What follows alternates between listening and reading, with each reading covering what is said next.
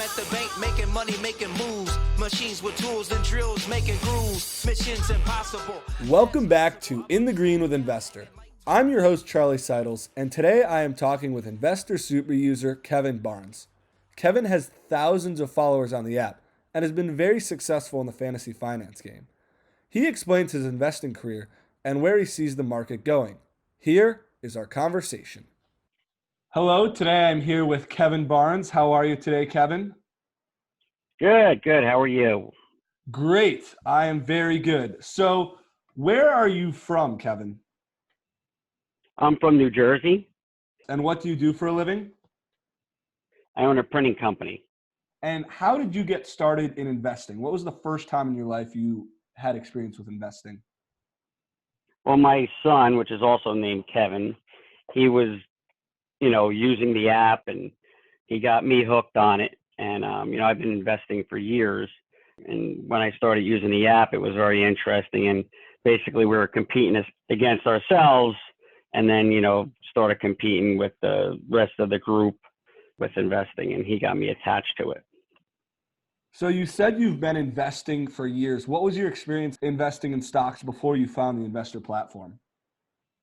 Well, before I got married, before I had risk, we used to invest in a lot of the penny stocks way back when, probably about 30 years ago. And we actually had a group of us in my office all the time. And the cops in town used to come in and we all used to invest into the cure for AIDS or the different cures for cancer and, all the penny stocks where it's all pump and dump where you invest your money and lose your shirt and, not really smart investing. But we used to, blow a lot of money, basically like gambling to a certain extent. And that's how I got started in investing, and then got married and stopped investing. And then started reinvesting now that my kids are older and going to college, have less risks, and I've been putting my money to work to make a better future for myself and my family. When you say like penny stocks and pump and dump, I'm picturing kind of like the Wolf of Wall Street. How successful was your investing then? It would have been very, very successful if I knew how to sell a stock. My problem was always buying something, and I'll give you, for instance, I bought something I think was probably for about 40 cents a share, bought about 40,000 shares of it, and the stock went to like $2.80 or $3 or whatever it was, and I never sold it, and then it ended up coming back all the way down to like 40 cents again. So a lot of those type of scenarios where I was buying things and thinking that I was going to hit a home run and, becoming a millionaire, billionaire from one stock instead of taking profits. Gotcha. And now moving on to discuss your time investing more recently, now that you found the app, how would you summarize your strategy as an investor now? Well, my strategy is basically finding the sector that is doing well at the time, investing in 4 or 5 stocks inside that sector, letting that sector run out before you change sectors. For instance, now I'm in the gold sector and been in the gold sector since June. So I diversified myself into between gold miners, high risk, your gold stock, and, a couple other items that are related. What are the strategies you use to identify which sector you're going to invest in? Well, basically, it just depends on what's good in the market and what's going, and basically taking off. I'm saying? It's what everybody's running for and doing is what you need to do. And unfortunately, it's not. The market is not based as it used to be back in my day, where there was resistant lines and supports. Now that the retail investor has taken over the market, people like myself that used to follow charts and patterns and all that type of stuff in order to trade is kind of went out the window. And that's where I kind of got stuck back in, I guess, February, March, even as early back as November, December last year, where a lot of the big companies got out of the market, it seems, and a lot of the retail investors started investing, and things changed. So there was things where I was drawing lines and saying, listen, stock can't go any higher, or the SPY is at resistance and it just blows right through resistance. And I'm like, wow, what happened to that? And as things developed, you could start reading, and, people with a lot of money is on the sidelines and missing out on a lot of this bull run was because they were thinking the same way I was thinking, that the market would run the way it used to run. And honestly, it obviously changed. And since the retail investor is now in control of the market, you just need to keep buying what sector that they are playing. And basically, I hate to say the word pump and dump, but whatever they pump up and run with it, you're better off just getting on the bandwagon, running it with them, and just make sure you get out in time or have your stop losses in where you won't get hurt. And, you can make some money, a lot of money in this market right now. You mentioned how the growth of retail investors has kind of shifted the way the market works, almost like suggesting that the market's not like efficiently pricing things. Does that seem right? Oh, without a doubt. I mean, when you see the retail investor investing into bankrupt companies and bringing up stocks from 50 cents to $2.50, and they're going bankrupt and they're already filed, is craziness. There's no common sense when it comes to that stuff. But at the same time, if they are the ones that are pushing the market in different directions, there's no reason why you can't make an intelligent decision and get on the bandwagon and basically make some money out of it, whether you're day trading, whether you're trading for a week and holding for a week or holding for 2 weeks. There's money to be made. Listen, green is green. I tell people all the time, if you're making money and you come out of this trade with green, then you've made a good choice and you made a good investment, whether somebody tells you it's wrong or it was a mistake to make that trade, because you're making money. That's the bottom line here. We all want to make money. And a lot of times when people hold things too long in this day and age, you end up losing money, is because when the tide changes, things go south in a hurry, and then one person sells and the rest of the retail world will sell. And I'm not sure if I'm not positively sold on the retail investor, because, here in the United States, our government is giving $600 extra per week for someone to stay home and work. So my guess was the $600 extra that people are getting a week, since they can't gamble on sports or anything like that, are putting the money in the market. As of now, that money's run out and the government's making changes, and they possibly may change it to nothing or $200 a week or $400.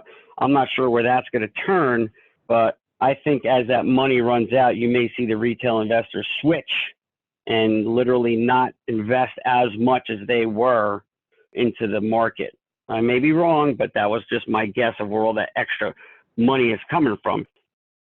So then that raises the question, do you see, as that money dries up, a decrease in the market coming?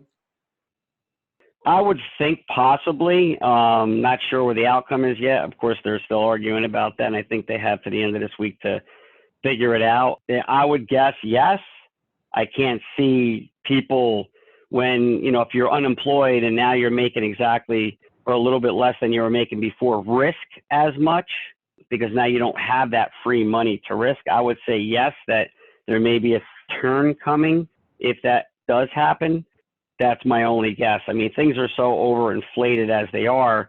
If you saw Friday's numbers that Apple and Microsoft and Amazon and, it was like 4 companies actually made up the whole entire raise of the market on Friday.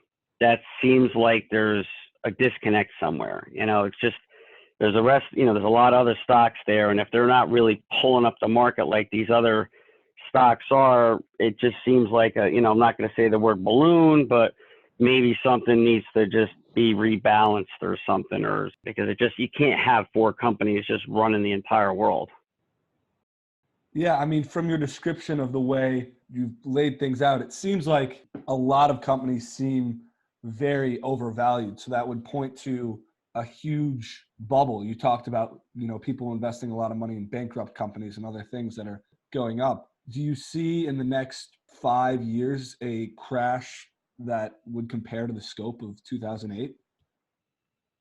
I'm not sure about a crash, because it all really depends on the government. Depends on how much money they're willing to put into the market, how much money they're willing to push this through. And obviously depends on the virus, because if the virus doesn't go away completely, then we're going to have problems in a year to 2 years, because most of your large cap companies aren't bringing their employees back until a vaccine is created.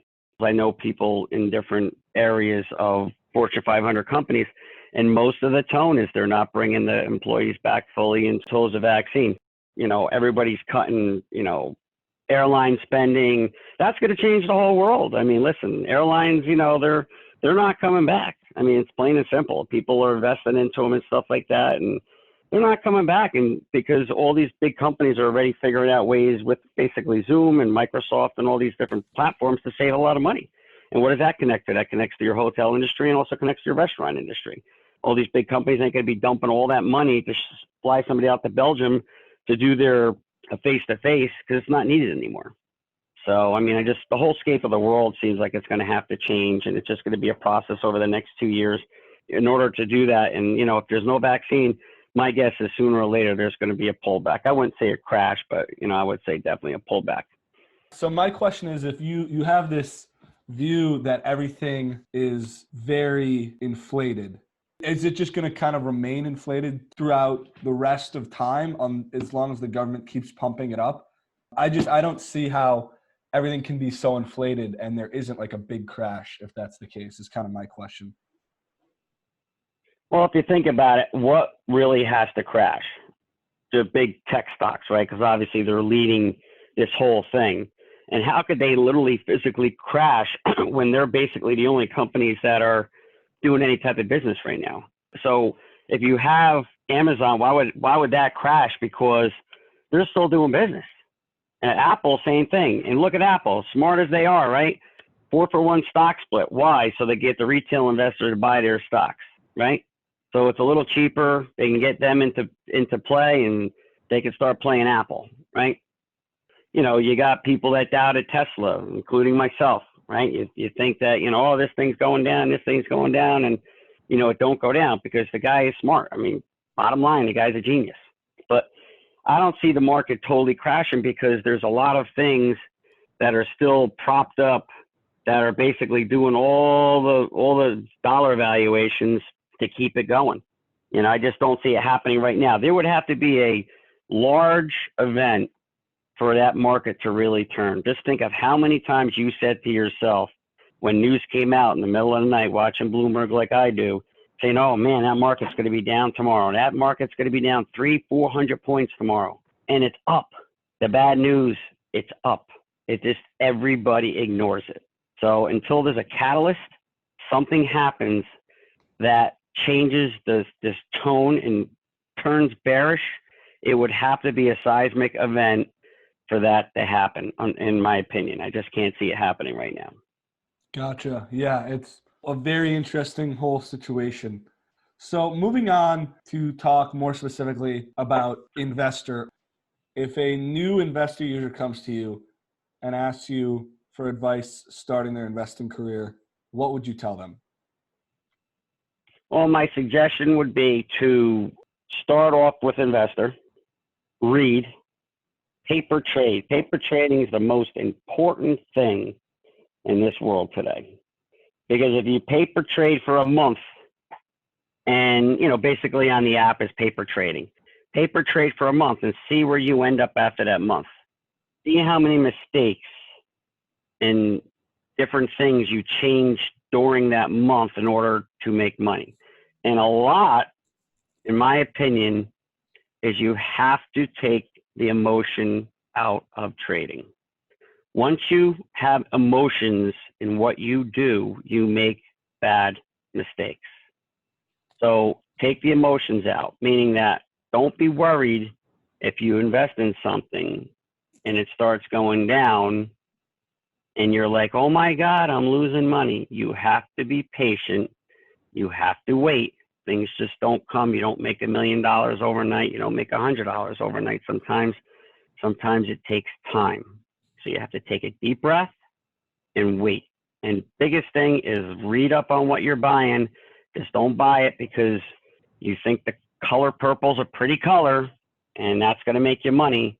You have to read up on what you're buying, know what you're buying, look at the charts. Even though people aren't looking at the charts these days, there's still charts for a reason. Awesome. Well, thank you for coming on In the Green today. No, no problem. I really appreciate it, and it was a very enjoyable app, and I do appreciate you guys for developing it. Machines with tools and drills making grooves. Missions impossible. I am not a financial advisor, and my comments should never be taken as financial advice. Investments come with risk, so always do your research and analysis beforehand.